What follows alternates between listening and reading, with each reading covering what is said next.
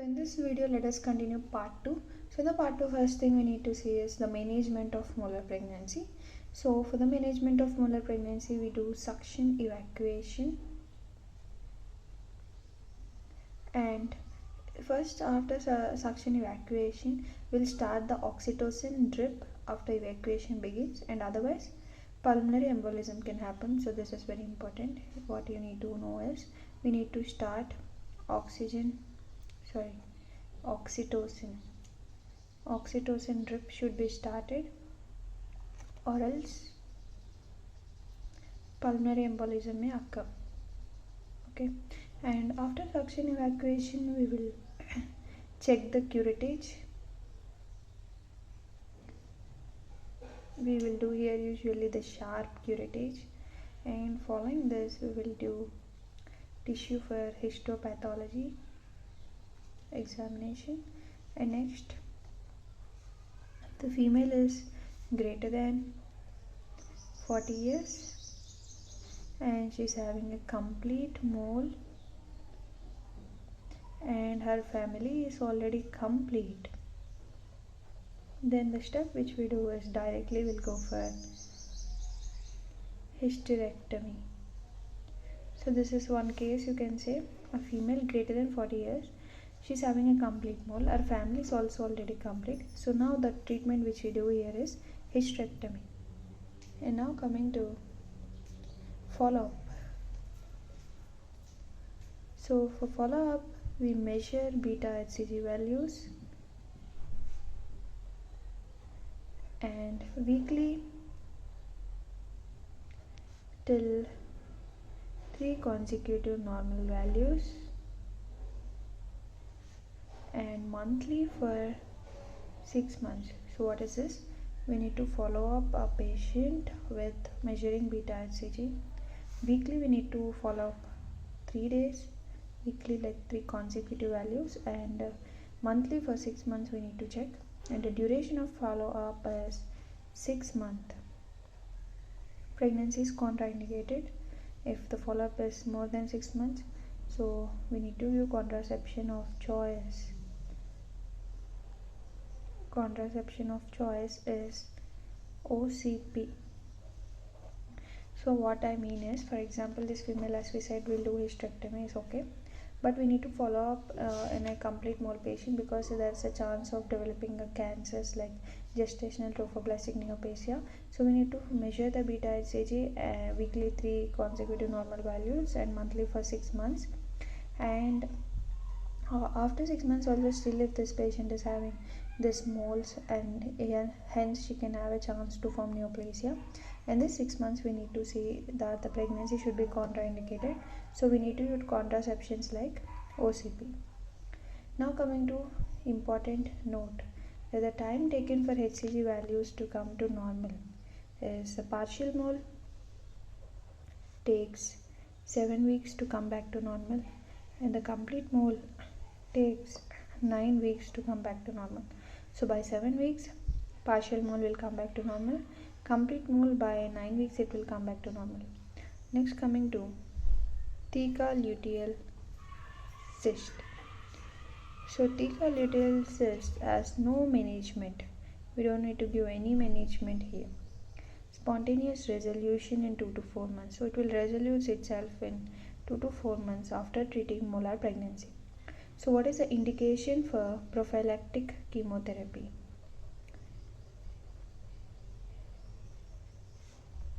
Prophylactic chemotherapy indications are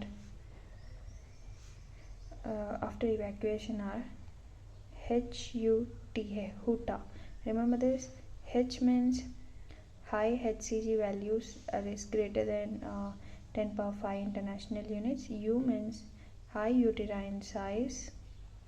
T means theca luteal cyst is greater than 6 centimeters. A means age is greater than 40 years. So these are all the indications where we need to do prophylactic chemotherapy, because they have a chance to develop gestational trophoblastic neoplasia. Okay, so high HCG values, then you need to give prophylactic chemotherapy.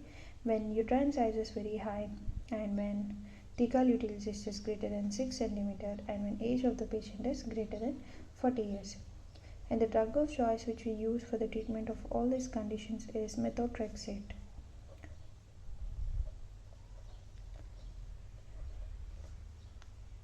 Now let us see the features which are suggesting the conversion of moles into gestational trophoblastic neoplasia. So according to lab investigations, you will see there is high HCG levels in 3 weeks. So in 3 weeks you will have high HCG levels, like you need to check from day 1, day 7 and on day 14. Okay. And next, coming to most common choriocarcinoma. So the most common is choriocarcinoma. And now coming to plateau. If there is plateau HCG in 4 weeks and it remains within plus or minus 10% of previous value, then the most common one here is invasive mole. So means these values are for this disease. For example, if HCG is greater for 3 weeks from day 1, day 7, day 4, still it is high, then it is choriocarcinoma. If the plateau HCG is in 4 weeks, it is like within 10% of previous value, then it is invasive mole. And if HCG remains high even after 6 months, still it is high because of suction evacuation. So these are the chances for gestational trophoblastic neoplasia. And the fourth one is histopathology. So if you do histopathology examination, you can easily understand that gestational trophoblastic neoplasia is present. Now coming to clinical presentation. In clinical presentation, you have bleeding, persistent bleeding after evacuation, okay, and persistent thecal luteal cyst, okay, and you will have sub-involutions and even shock is present, and there is also metastasis. Actually, the most common site of this kind of carcinoma is in lungs, and in lungs in USG we will see Cannon ball, which is most common, or snowstorm appearance is seen in X-ray. Second most common site is vagina, and in vagina you will see purple suburethral nodules. So this we need to observe here. Now coming to gestation, let us discuss each of this carcinoma and in this lecture. So now first we'll start our discussion with gestational trophoblastic neoplasia, GTN in short. So GTN can occur after any form of pregnancy, okay, after any pregnancy, and the most common GTN is invasive mole, okay, and the second most common is choriocarcinoma, and the rare one is PSTT and ETT, that is placental site trophoblastic tumor and the epithelioid trophoblastic tumor, okay. So most common GTN after molar pregnancy, these words are very important. Most common GTN after molar pregnancy. So after molar pregnancy, the most common neoplasm is invasive mole, and most common GTN after non-molar pregnancy, means any normal pregnancy you can take, that is choriocarcinoma. And choriocarcinoma most commonly occurs after molar pregnancy. So what you need to see, most common GTN which occurs after molar pregnancy. So you have some complete mole or incomplete mole. After that you will have invasive mole. Okay. Most common GTM after non-molar pregnancy is choriocarcinoma, and choriocarcinoma occurs after molar pregnancy. Okay. So these things we need to see. Now coming to invasive mole. So invasive mole is also called as chorioadenoma. Chorioadenoma destrucens. Okay, is the most common GTN. Second most common GTN. Only after molar pregnancy it will take place. Okay, and it will perforate the uterus, which is a rare combination. Perforate uterus. Of course, it is rare, as you can see, invasive, so it will perforate the uterus, and there is muscle necrosis is absent here. It will not necrose the muscle. In choriocarcinoma, muscle necrosis is absent. Perforate the uterus, which is a rare complication. Muscle necrosis is absent in invasive mole. Okay, but in choriocarcinoma, muscle necrosis is present. Okay, now coming to villi are present here. Tumor marker is beta HCG, and treatment of choice is chemotherapy unless it perforate uterus. TAH is if perforated. Now coming to choriocarcinoma.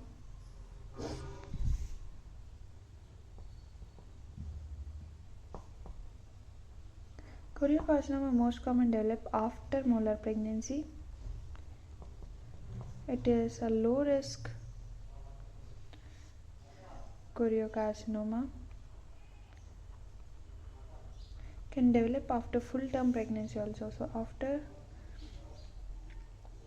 full term pregnancy also it is developed, then it is a high risk carcinoma. So if the choriocarcinoma develops after molar pregnancy, it is a low risk. If it develops after full term pregnancy, it is a high risk choriocarcinoma. Now coming to metastasis. Most common site is lungs. As we said, it is cannon ball appearance. Okay, greater than snowstorm appearance in lungs. Coming to second most site, vagina. In vagina you will have purple suburethral nodules. Okay, next coming to note that snowstorm appearance in TVS.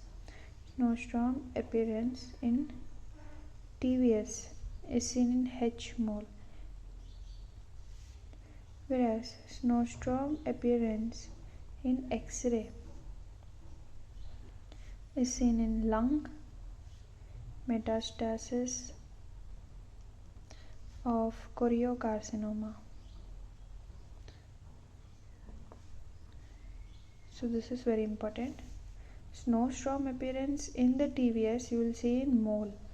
Okay, in H mole, whereas snowstorm appearance in X-ray we see in lung metastasis of choriocarcinoma. Okay, so these are the 2 points which we need to see. Next, coming to phygostaging of choriocarcinoma or invasive mole or PSTT. Okay, so actually we will stage the cancers by means of phygostaging. So phygostaging is done for choriocarcinoma, invasive mole, PSTT, ETT. So coming to stage 1, 2, 3, 4. Okay, so stage 1 is limited to only uterus. Stage 2 is spread limited to pelvis. That means in pelvis you have vagina, fallopian tube, ovary, all these are included. In stage 3 it is lungs metastasis. In stage 4 it is other metastasis. So now coming to note that stage 1 GTN is of low risk. Stage 2 to 4 GTN do WHO scoring. So from stage 2 to 4 we need to do WHO scoring. So let us see what is WHO scoring for choriocarcinoma or invasive mole. Okay, for choriocarcinoma or invasive mole, let us see. So coming to total score, let us write here low risk, high risk. Okay, so total score, if it is less than or equal to 6, it is low risk. If total score greater than or equal to 7, it's a high risk. And if the age of the patient is less than or equal to 39 years, if the age of the patient is greater than or equal to 40 years, and if the HCG level is less than or equal to 10 power 5, here the HCG level is greater than or equal to 10 power 5, and here the type of pregnancy is molar pregnancy, and here the type of pregnancy is full term pregnancy. And here the age, the duration of antecedent pregnancy is less than or equal to 4 months. Here it is greater than or equal to 12 months. Here the metastasis site is lungs and vagina. Here the metastasis site is brain, liver.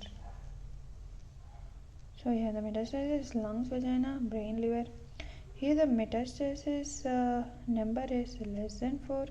Here the metastasis number is greater than 8. Here the size of tumor is less than 3. Here the size of tumor is greater than 5. Here the antecedent chemotherapy, here there is a single agent chemotherapy. Here it is a multiple agent chemotherapy. So this is what we need to differentiate between this WHO scoring. Now coming to management.